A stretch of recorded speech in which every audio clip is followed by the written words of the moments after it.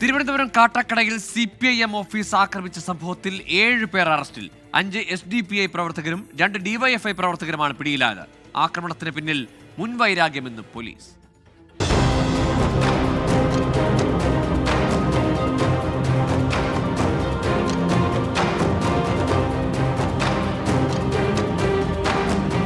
തിങ്കളാഴ്ച രാത്രി 9:30യോടെയാണ് CPM ഓഫീസിനു നേരെ ആക്രമണമുണ്ടായത്.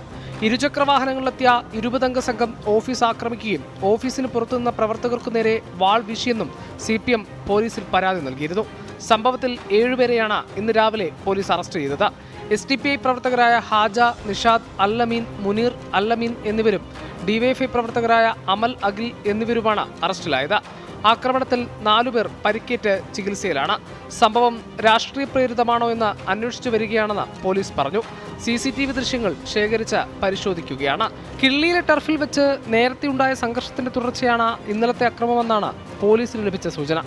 ആക്രമണത്തിനു പിന്നിൽ വർഗീയ താൽപര്യമെന്ന് CPM വ്യക്തമാക്കി. പങ്കില്ലെന്ന് SDPI പ്രതികരിച്ചു. 24 തിരുവനന്തപുരം.